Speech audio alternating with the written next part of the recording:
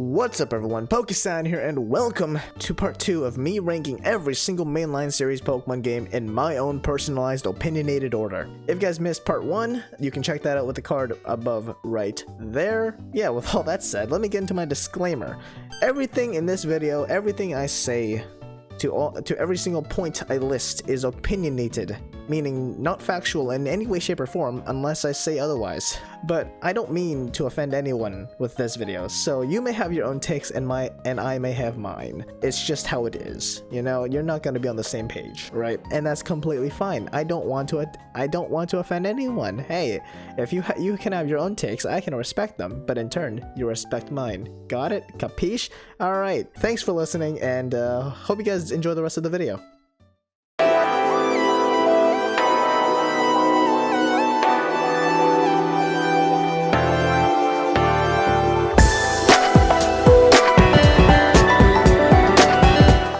Alright, 5th generation, black, white, yeah, black and white 2.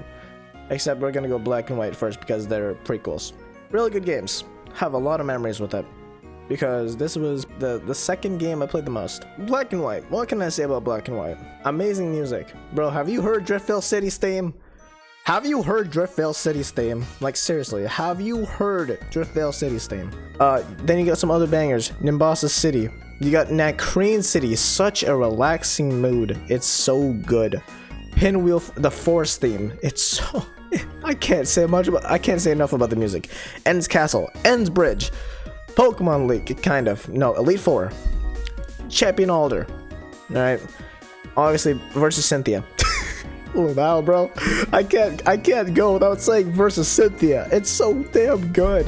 Let's see. Versus Gym Leader. I love the dynamic change in when they go to the last Pokemon that they have. I love that change. The low HP music. It's scary as hell, for sure. But man, when it hits, it's a banger. You want to actually be low health. Living on the edge of life and death, my dude. Story. This is the first Pokemon game that actually has a damn good story. And you cannot tell me otherwise. Okay, look. Team Rocket. What the hell is their purpose? They're trying to dominate the world with Pokemon. Cool. Alright, Gold, Silver. Team Rocket again. Hoenn. Team Aqua, Team Magma. One wants more land, one wants more water. It makes no damn sense. Diamond, Pearl, Platinum. Had something there. You know, had the sparks for a good story. Like, you know, the whole time travel and spatial dimension thing. Cyrus wants to make his own new world because this one is trash. And Black and White, you got this conflict between father and son. One wants for Pokemon and people to be together, and one wants to frickin' roll. And it's the internal conflict that you see throughout the entire story, which makes it so compelling to just move on with your adventure, because you get to see more of that develop. No competition whatsoever. Black and White 2. Now, you may be thinking, if I gave Black and White an S tier ranking, where do these belong?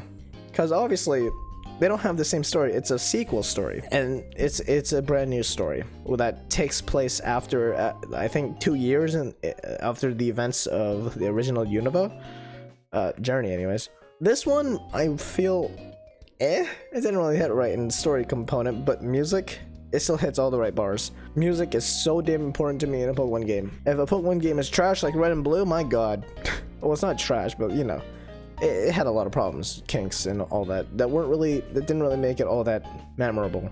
Well, it made it memorable, just not in a good way. Now, it is one of those things. Music always hits right for me in a Pokemon game, because I don't think any Pokemon game has really had any bad music. I will say, that's just impossible. Also, yes, I forgot. I did skip a game. I'll get back to that. Yeah, Black and White 2, pretty damn good. Music department, it's great. Gameplay department, amazing. The speed was amazing. Platinum, okay, Platinum is just biased. I don't really care about the gameplay speed whatsoever. That never really ticked me off until I did my randomizer, and then I started noticing how slow it is. I don't really care either way. Bro, the game is the game. It's so damn good either way. But yeah, Black and White 2, probably A tier. I can't really see myself putting them below that, because everything was so good, from the music to story. Well, story was but gameplay was so good. Memorability of the areas was, I can see myself running through the region, no problem, because I played these games so damn much to the point where it just clicks in my own head. Now we have to backtrack a little bit because I did miss Heart Gold and Soul Silver. These are better Gold and Silver. Would I put them in S tier? No, actually, you know, I'll move Crystal down here as well because it's the same damn thing, but you know, just slightly better. Has the same problems as Gold and Silver. Level scaling was so horrible because you go, yeah, I can talk about that in a whole separate video if you want me to. Yeah, no, level scaling horrible. Music is banger, even more banger than it was in Gold and Silver. I will say for the music alone, I would put them B+ or A-, but just for the sake of it, I'll put them in A. They're really good games for music and just the nostalgia factor of it being a remake of Gold and Silver. So I can understand. Music is absolutely amazing. I see myself going back to a lot of the themes. Yeah, the whole 2 regions thing, the whole walking with Pokemon, they're just gimmicks. Come on, open your eyes, please. The whole going to Kanto, it was cool. It was a nice callback. It was really nice to go back to Kanto because it was just right next door, you know? It made sense from that standpoint. It was just over a mountain. In my head, they are gimmicks. Walking with Pokemon, it's a gimmick. It's a gimmick to get you to buy the game. By the way, this was off the cuff. I didn't even plan any of this. I'm just going with it. Next up, we have 6th generation. We have Pokemon X and Pokemon Y. These games have another special place in my own memory, in my time playing Pokemon. Pokemon X and Y, I was there for the entire hype train that came along with it. From just the transition to 3D on a handheld, nonetheless. Pokemon in 3D has been done before with Coliseum and Stadium and all that, so I'm not gonna give it that credit. I spent so much time in this game, it's unbelievable. And for what they're worth, they're probably a B. They're not that good.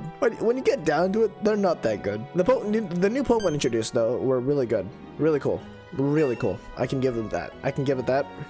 Actually, no, I'll give it an A tier. It was really good for the time. And then they reused those models and put them into every other Pokemon game afterwards. But we're not talking about the games afterwards. We're talking about X and Y and how revolutionary that was. We got to see Pokemon in 3D on a handheld system, which is really cool at the time. It introduced Mega Evolution. That's all I can really say about the story because Lysander? Ew.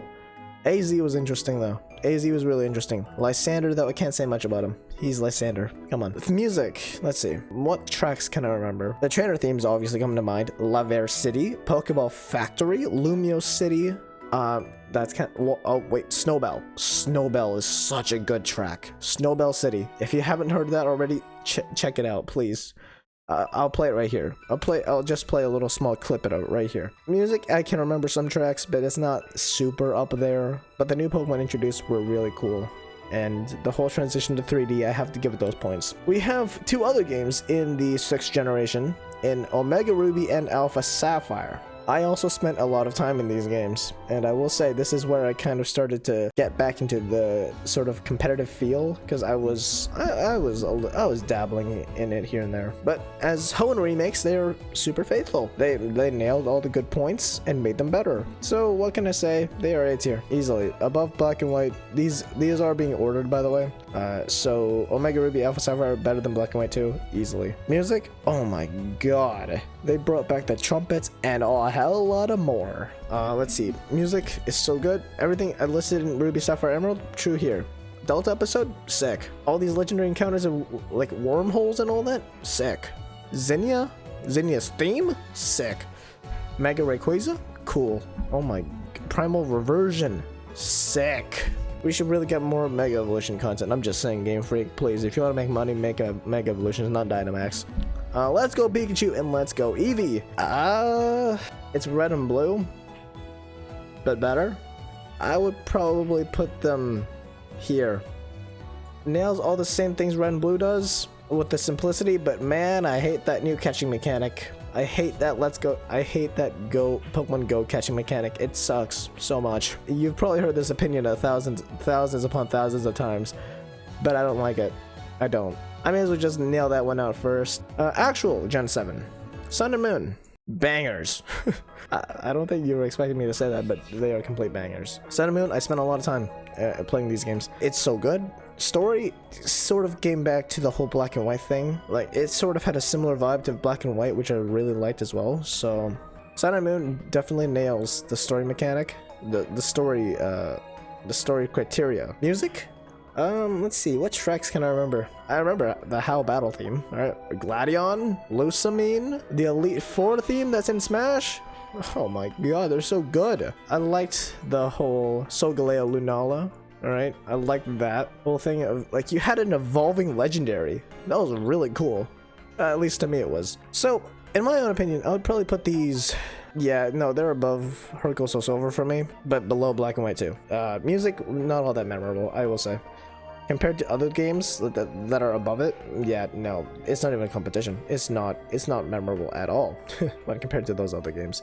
Use some. This was the first time in the series that I feel like they incorporated some difficulty. Of course, with something like Ultra Necrozma, that boss battle. The trainers were actually buffed up and actually meant to deal with a lot of things. Just had a lot of good type coverage, either that or high levels that I was just not prepared for. I mean, it may have not been that hard when you got down to it, but the first time running through it blind, I got wiped out at the trainer school by the teacher. I'm not even joking. I got wiped out a few times. You know, it felt difficult if you're just brain dead, which in a lot of Pokemon games I kind of am, because it's kind of easy. Like, in recent years they've been more handholdy than others. But I will say, the first Pokemon games that actually gave me a run for my money, literally, was Ultra Sun and Ultra Moon. So I will give it that credit, and I'll probably put them above Sun and Moon, just like that. They're good, but are they really that memorable?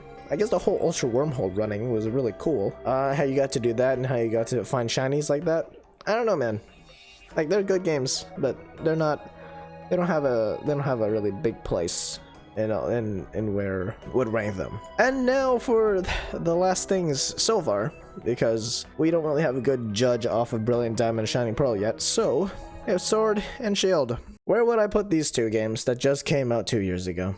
Or a year and a half ago? To be honest with you, Sword and Shield just sits in an awkward place, because it was okay, but not much more than that. It went back to the formula, kind of, but not much more than that. Music, I can't say I remember a whole lot besides Battle Oleana or Battle Marnie. I don't really remember a whole lot of music. New Pokemon introduced. They were cool. Just older forms, just newer forms of older Pokemon as well. But the newer Pokemon, they were okay. Memorable? I don't think so. Not even compared to X and Y. If I were to try to think of the Sword and Shield Pokédex, I just couldn't. I would say they are B rank. Not much more than that. They were okay, but did they stick out? No, not at all. I might have to do some revision here. It's not gonna be too many changes, of course, but yeah, I will see you guys back in a moment. Alright, so after a little bit of reordering, this is the order that I decided to go with. Now, one thing that I did forget to mention when I was talking about Ultra Sun and Ultra Moon was the whole Team Rainbow Rocket. Team Rainbow Rocket, that was sick. That was really sick. I didn't see it coming at all. Nice voice crack. I didn't see it coming at all. That was really cool to see all these evil organization leaders just come together from a world that they originally succeeded in their plans. Those worlds were probably went without the main protagonist. I mean, let's be real. 10-year-old boy always screw things over for them. I decided to move Hardcore Soul Silver down a notch just because they're basically golden. They had the same problems as Gold and Silver. My God, for being even remotely memorable, they just threw everything else just out the window. Level scaling, horrible. Music, banger, yes, sure, but story, man, God, no, nope. Sword and Shield, it's a C rank. It filled the boxes, sure, but my God, nah, it was boring. It was so boring to play through. I didn't get any sense of, oh, I want to continue on with the story or continue on with the game to see what comes next. I didn't really get any of that with Sword and Shield. Let's go Eevee, Pikachu. Yeah, no, nah. And yeah, I decided to move Red, Blue, Yellow down to the bottom because they did kickstart off the Pokemon series, but my God, did they do a horrible job at being a Pokemon game, in my opinion. Because if you look at these newer Pokemon games, those games did not age well at all. It's only been, what, 25 years, you know? Those games did not age well whatsoever. You go back to it, you can feel the clunkiness in the mechanics. But I think that'll about do it for my tier list, ranking all the mainline series Pokemon games. If you guys did enjoy, then please make sure to hit that like button, as it's greatly appreciated. And I would love to see you back here on the channel. But if you guys do enjoy the content and would like to see more of this, or more top 5s of anything, please feel free to leave suggestions down below in the comments section, as I do read my comment section, and I usually do reply if I can. And subscribe to the channel if you do want to see more of that content. Ring the bell so you don't miss a single thing that comes out. Follow my social media, follow my Twitter, Instagram, join the Discord actually, join my Discord. All will be linked down below in the description. And with that all said, thank you guys so much for watching, and I hope to see you back here again for another video. Until then, peace!